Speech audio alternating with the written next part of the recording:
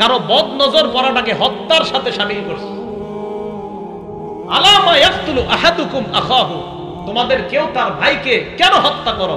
নবীজি বললেন, ইজা রাআ আহাদুকুম, তোমাদের কেউ যখন কাউকে দেখে, মা ইউজিবুহু, যেটা তার কাছে ভালো লাগে, ফালইয়াদউ লাহু বিল বারাকা, ওই সময় যেন সে তার জন্য বরকতের দোয়া করে।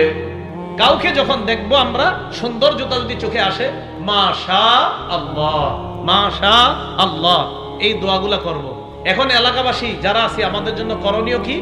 দোয়া তো আমি আপনি হয়তো করলাম যারা জানি, কিন্তু যে জানে না সে তো দোয়া করবে না। তার চোখ যদি আপনার ছেলের উপরে লাগে তাহলে কিন্তু বরবাদ হয়ে যাবে। এই জন্য বাচ্চাদেরকে সবার সামনে গোসল করায়েন না, বাচ্চাদেরকে গোসল করায় সবার সামনে রোদ্রে দাঁড় করায় দিয়েন না। গেঞ্জি সহ, শরীরে একটা কাপড় সহ বাচ্চাকে অন্যের সামনে দেন, না হয় এমন বদ নজর লাগবে, ফুটফুটে একটা সন্তান দেখবেন হঠাৎ একদম চিকন হয়ে চ্যাংরা হয়ে শেষ হয়ে যাওয়ার উপক্রম হয়ে যায়। এগুলো বদ নজরের কারণে হয়। মাদ্রাসার তালেবে ইলম যারা আছেন, ছাত্র ভাইরা, যদিও আমরা অনেকের মাঝে গোসল করতে হয়, আলহামদুলিল্লাহ মাদ্রাসার ছাত্রদের মধ্যে তো বদ নজর নাই, সারাক্ষণ কোরআন হাদিস পড়ে। এরপরেও মাদ্রাসার ছাত্র ভাইরা সতর্ক থাকা, গামছা অন্তত রাখা শরীরের মধ্যে, সবার সামনে গোসল করলেও গামছা রাখা। ভাই, সবার সামনে গোসল না করা যদিও আমাদের করতে হয় ছাত্রদের, আমরা একটা গামছা অন্তত শরীরে রাখা, অর্থাৎ বেশি সময় যেন আমার শরীরটা অন্য ছাত্র ভাই না দেখে, অথবা উস্তাদ না দেখে, অথবা অন্য কেউ না দেখে, এই বিষয়টার প্রতি খেয়াল রাখা। মনে থাকবে তো সবার কথাগুলো ইনশাআল্লাহ? তাহলে বদ নজর থেকে বাঁচা, এটা খুব জরুরি বিষয়।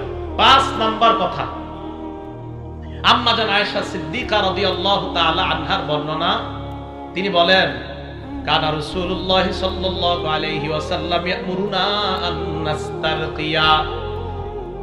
মুসলিম শরীফের বর্ণনা 5615 নম্বর হাদিসে আম্মা জান আয়েশা সিদ্দিকা রাদিয়াল্লাহু তাআলা আনহা বলেন, আল্লাহ নবী আমাদেরকে বলছে, বদ নজর থেকে বাঁচার জন্য, হিংসুক চোখ থেকে বাঁচার জন্য আমরা নিজেদেরকে যেন ঝাড়ফুঁক করে নেই।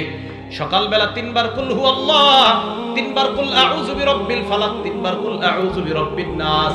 মাগরিবের পরে 3 বার কুল হু আল্লাহ, 3 বার কুল আউযু বিরাব্বিল ফালাক, 3 বার কুল আউযু বিরাব্বিন নাস করে শরীরের মধ্যে ফু দেওয়া।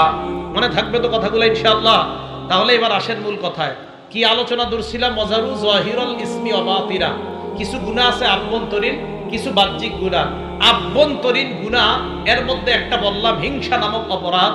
এই অপরাধটা থেকে বেঁচে যেন আমরা আমাদের দিলটাকে সাফ করে আমরা কবরে যাইতে পারি, আল্লাহ তৌফিক দান করেন। বাহ্যিক গুনাহ আর আভ্যন্তরীণ গুনাহ থেকে আমরা কিভাবে বাঁচবো? রমজান শেষ হয়ে গেছে, এখন আমাদের চ্যালেঞ্জ হলো গুনাহমুক্ত জীবন যাপন করা। এই গুনাহমুক্ত জীবন যাপনের অনেক উপায়, এর মধ্যে 11টা উপায় আপনাদের সামনে বলবো। জোরে বলেন কয়টা?